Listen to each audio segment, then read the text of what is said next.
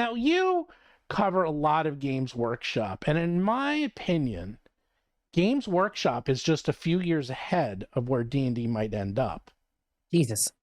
God, I hope not. I mean, do you disagree? I think that's pretty accurate, because Games Workshop's already been through a lot of this.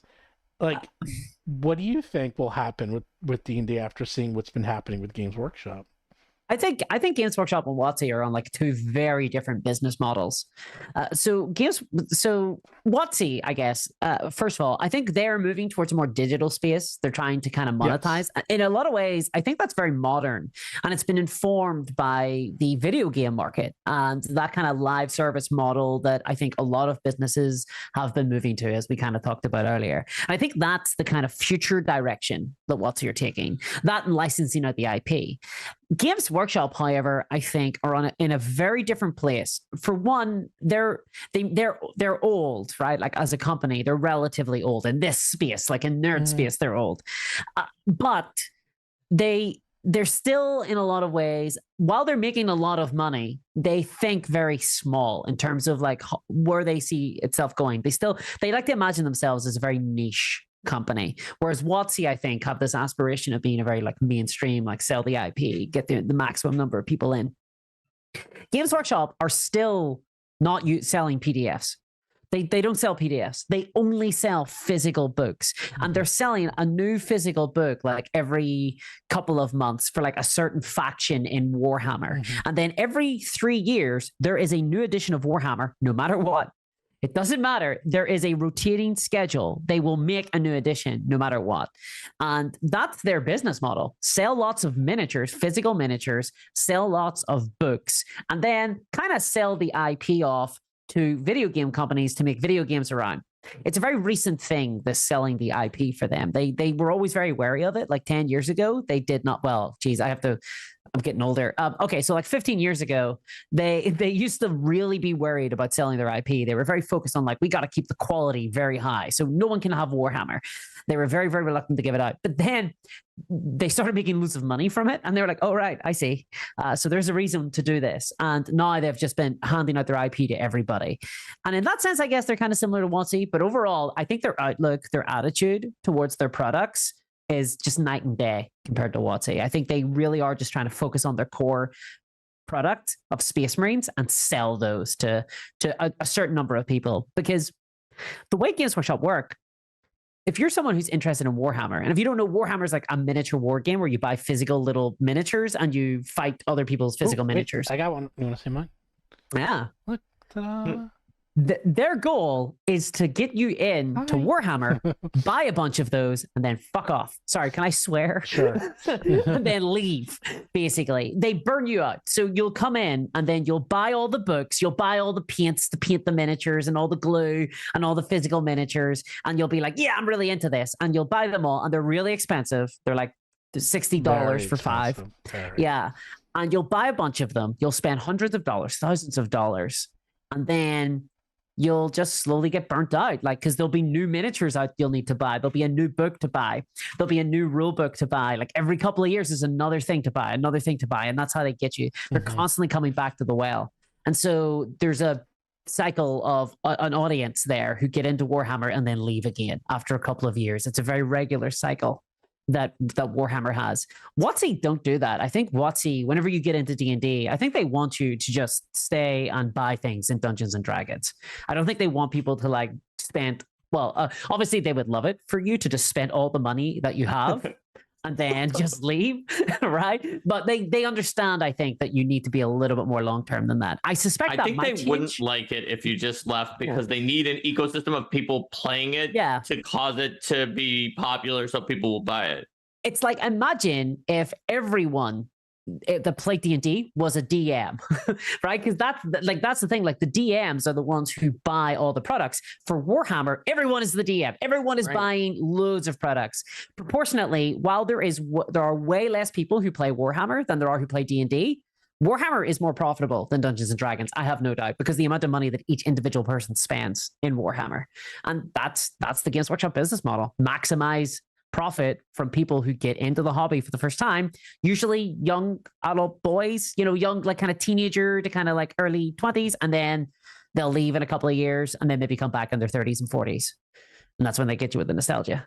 Yeah, I mean, it makes sense. I completely agree because I am, as you said, that person. That was me a few years ago, and I had bought all the minis, and I bought all the paints, and I bought all those books, and then the new version came out, and I got rid of most of that because I really did it because, believe it or not, I was playing with my daughter, and she enjoyed it, and it was very relaxing. And there was a store near me, and we would go and paint, and it was just fun and relaxing, and she liked doing it. And actually, this little guy I have here, I just painted him on my own, just like for fun. It is therapeutic to sit there and paint, even if you're not great at it. But at the same time, they do license out because in the video game world, oh my God. There is, and I bought one of those deals, and I have a solid wall of 40K games on my Steam library. It's literally like 35 games, and they're all 40K. They're all very new though as well. Like it used to be that, because I remember, so like 20 years ago, right? I got into Warhammer by playing Dawn of War, which was a video game. It was like a real-time strategy game on the PC. Yep. But at the time, that was so notable for being a Warhammer game. Like there was like 4 or 5 kind of Warhammer games, and notoriously Games Workshop were very reluctant to let anyone else play with their IP and like license it out. Yes. But they had like Dawn of War was super successful. Then Total War Warhammer was super successful, and it just opened the floodgates. They realized, and each year, if you look at their annual reports now, you'll see with Games Workshop, the IP, the licensing, it's going up, and it's free money. Licensing is free money. There's no cost to licensing out your IP beyond tax. Like, why wouldn't you? Like, that's why all these companies are so obsessed with licensing out their IPs. That's why WotC are so obsessed with it, because it's just free cash. It's, you click your fingers and you get it. Cha-ching.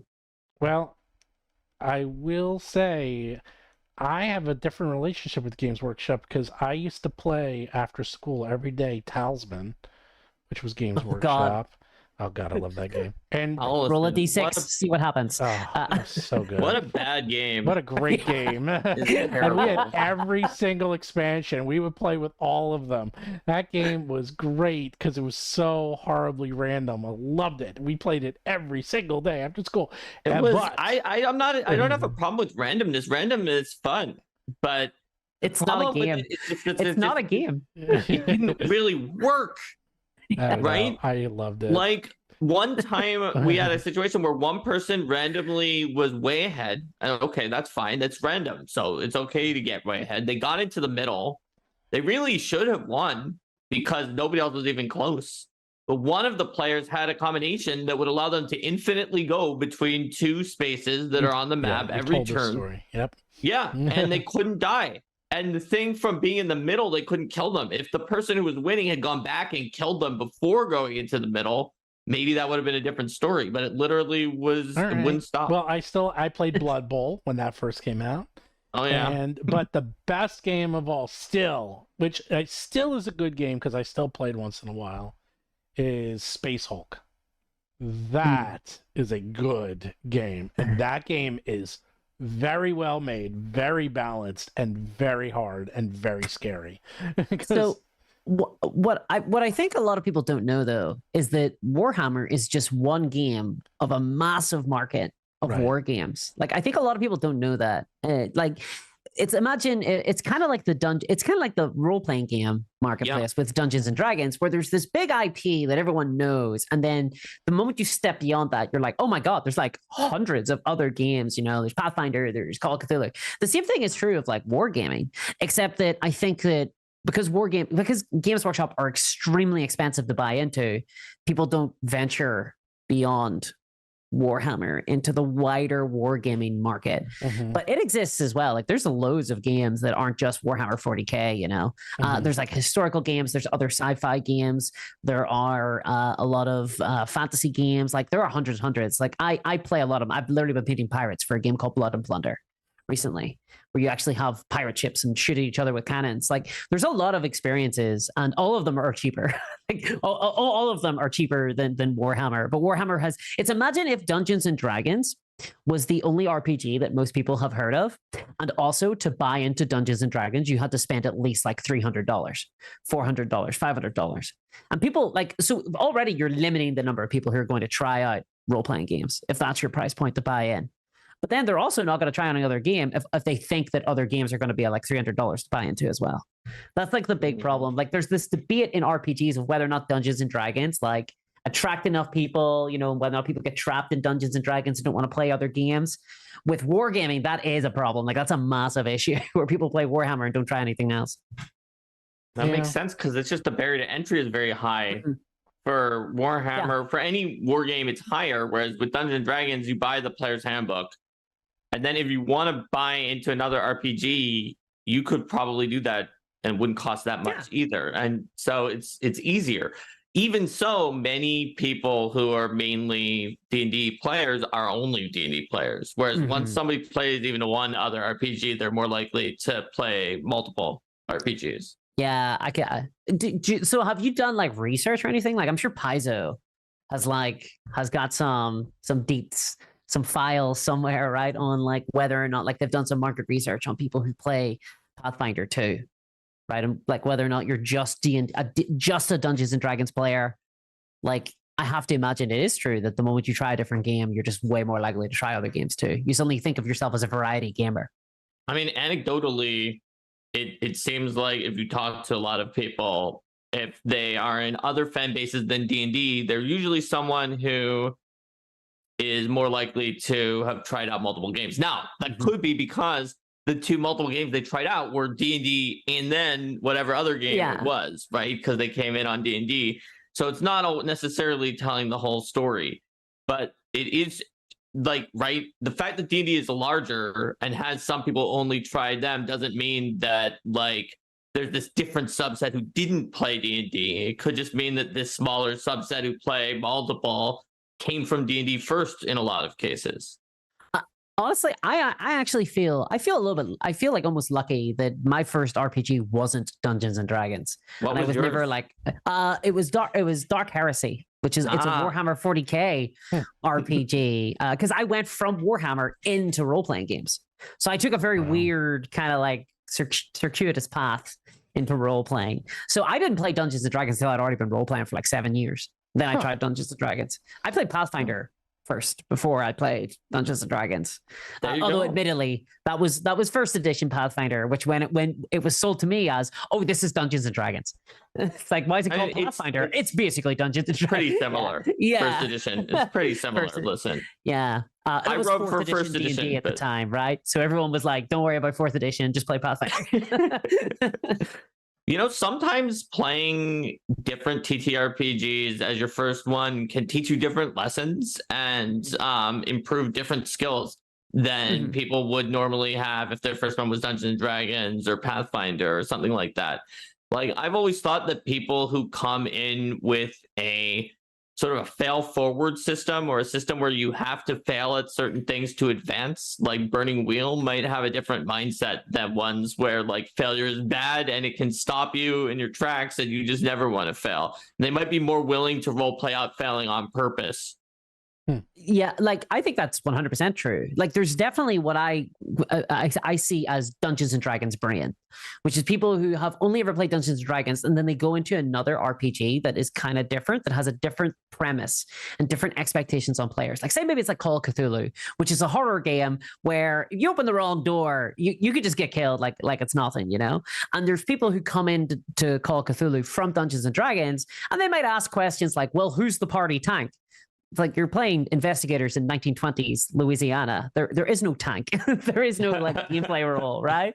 Like you're investigating things. Like it's not. There's just a completely different gameplay loop. It doesn't use the same assumptions, you know, because people get they get kind of they learn the culture of Dungeons and Dragons. They learn the kind of expectations on them, and they start to think about role playing in a certain way. And with Dungeons and Dragons, it's very gamified, so they adopt that, and it's almost like you have to unlearn some of those elements to play other games. There's like a little bit of unspooling that you have to do. The party tank in 1920s Louisiana is an old World War I decommissioned tank that people jump into to try to escape from the eldritch horrors, and it winds up not helping them at all. And they get got. Yeah. The Hound of Tindalos comes out of the corner from inside the tank and then rips them apart. Yeah, the first time you try to take on Cthulhu in a Call of Cthulhu game, you learn a very valuable lesson that your shotgun is not good enough.